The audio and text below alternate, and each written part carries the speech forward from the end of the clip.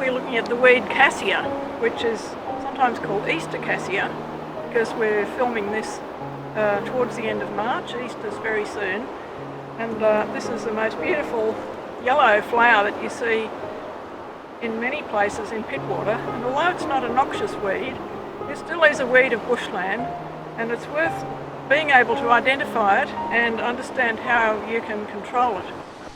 This is a single cassia leaf.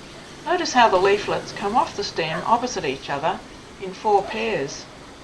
All the cassia flowers are on the outside of the bush, on the ends of the branches. This is the bean or seed pod that follows the cassia flower, and it'll be full of seeds. That's when it's very young.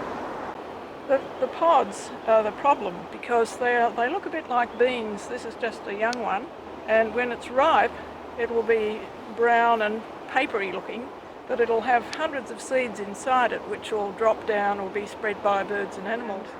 A solution to the bean problem and the spreading of the seeds is to simply prune it back.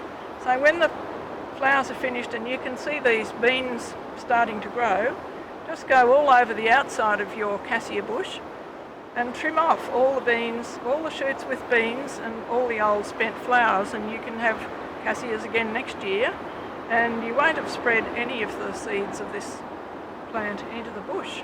So that's a way to enjoy cassia responsibly. Now if you decide that you want to get rid of this cassia, it's not that difficult to dig the roots out. You'll need a mattock or some serious person who can dig, but it's not a problem to leave some of the roots in the ground. Now for the tools, I've got my trusty secateurs, which are very good, and I'm going to cut further down this cassia, and I'm going to use my pruning saw, which is quite adequate for cassia, although if you've got a really big one you might need a bigger saw than this, like a bush saw. And the other tool I'm probably going to use are my loppers, which are like long handle secateurs. Now there aren't any mature pods on this, so it's quite safe to throw them on the ground.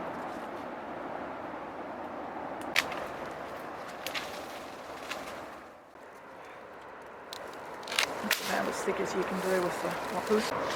We're going to not dig this cassia out, but I'll show you how to use glyphosate to use the cut stump method, which is a very easy way to deal with woody weeds to ensure that the roots don't grow, and it saves you the effort of digging it out. Now what I've got in this little container, which is a bottle from a hairdresser, might have had dye or something in it. It's undiluted glyphosate, which you can buy from hardware shops, and I've put some dye in it, red dye, but there's also blue herbicide dye, and the advantage of that is when you use herbicide you can see exactly where it is, and it helps you to become better at using it so it doesn't spill anywhere. As a rule of thumb with loppers, if the stem is thicker than the handles of the loppers, it's probably a bit too thick for the loppers to deal with, and it's better then to change to using a saw. When we cleared away to see where the cassia is going into the ground, we found there were 2 cassias, one larger one here and this smaller one, which I can probably do with the loppers. The important thing when you're doing the cut stump method is to cut and put the herbicide on within about 15 seconds. And you try to do a horizontal cut so that when the herbicide's on, it won't flow off and it will stay on the stem and soak down into the plant tissues and kill the roots. So there's a snip. Straight away the herbicide goes on,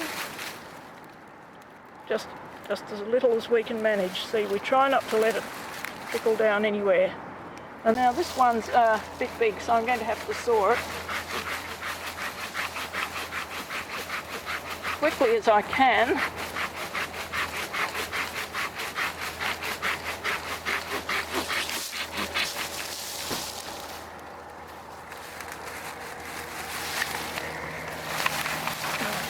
Not as horizontal as I'd like, but it's a bit awkward. So we put on the herbicide around the outside edge is a very important part. And that should be the end of that one. You don't have to do lots of it all over.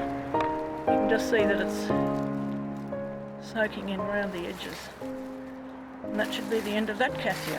Now we've seen how to control cassia, but on my right, I'll show you cassia again. On my left is a native plant called brainia, which looks very like cassia.